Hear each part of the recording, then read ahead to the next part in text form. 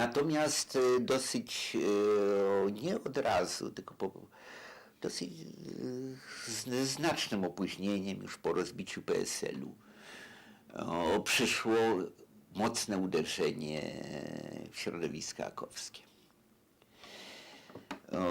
Z tym, że akowców było za dużo, żeby ich wszystkich wyaresztować. Ja byłem zaledwie szeregowym. Byłem gdzieś tam w tej kartotece, gdzieś tam się mieściłem, ale jako kto? No, człowiek bez znaczenia. Także mnie się udało uniknąć jakiejkolwiek represji, ale był moment, kiedy ci przyjaciele, z którymi ja postanawiałem, że do konspiracji już nie wejdziemy i nie będziemy robili żadnych przygotowań do jakiejś przyszłej walki zbrojnej, ani nawet nie podejmiemy konspiracji politycznej i że będziemy co innego robić. Był moment, w którym się zawahaliśmy, czy dobrze zdecydowaliśmy i poważnie rozważaliśmy, chociaż było to już za późno, żeby po prostu znaleźć się jeszcze w tu i ówdzie znajdujących się oddziałach leśnych. Rzecz wyglądała w ten sposób, że jeden z ludzi, którzy należą do legendy Szarych Szeregów, a którego znałem jeszcze sprzed wojny i bardzo blisko go znałem, dzięki temu, że był ciotecznym bratem mojego najbliższego przyjaciela, Janek Rodowicz, pseudonim Anoda, gdy nastąpiły aresztowania, już po tych wszystkich ujawnieniach, już po tym wszystkim nastąpiły aresztowania w kręgu między innymi żołnierzy Kedywu oraz różnych komórek wywiadu operacyjnego Armii Krajowej, tych, krótko mówiąc, którzy na przykład rozpoznawali tryb życia na przykład gestapowca, którego się za tydzień ma zastrzelić, prawda? To był tego rodzaju wywiad.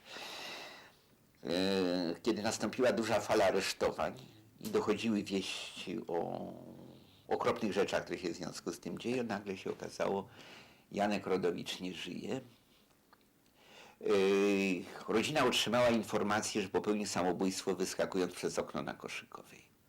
Ja wtedy jeszcze nie znałem Ministerstwa na Koszykowej, ale poznałem je w roku w końcu 53 roku poznałem. Widziałem od wewnątrz, jak to wygląda w związku z pewnym śledztwem, które się toczyło. Tam nie było w całym gmachu takiego okna, przez które ktokolwiek mógłby wyskoczyć. A Janek Rodowicz, człowiek niezwykle gorąco wierzący, ale w sposób nieostentacyjny zupełnie, tylko taki,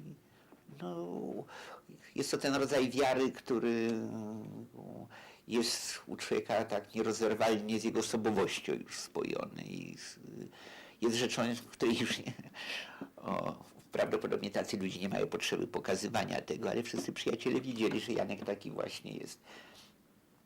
Jankowi mogły się zdarzyć różne rzeczy, z wyjątkiem tego, by wbrew swojej wierze popełnił samobójstwo, chyba że już nie wiedział, co robi. Chyba że był doprowadzony do takiego stanu, w którym człowiek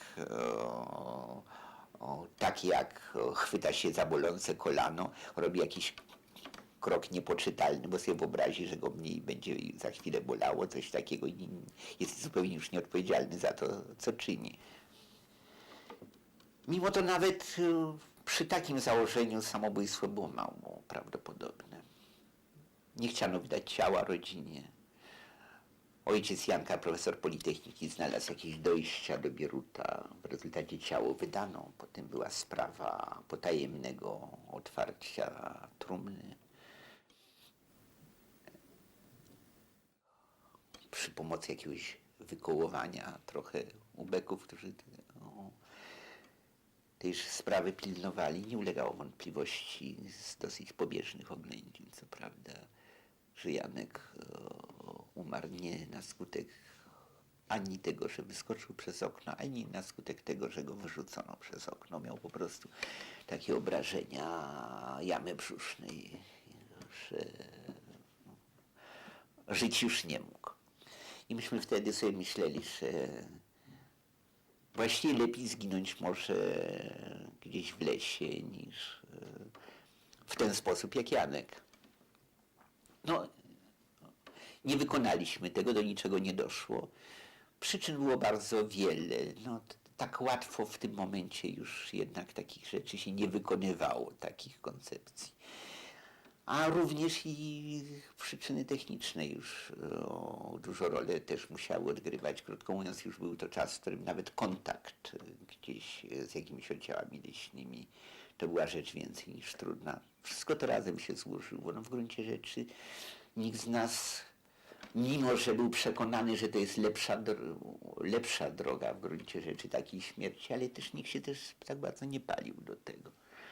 No ale to już oznaczało, że jest zupełnie już nowy czas i nie ma żadnych nadziei i że tutaj mogą się dziać tylko rzeczy okropne. No jakoś, jeżeli o mnie chodzi osobiście, to mi się nic takiego nie wydarzyło.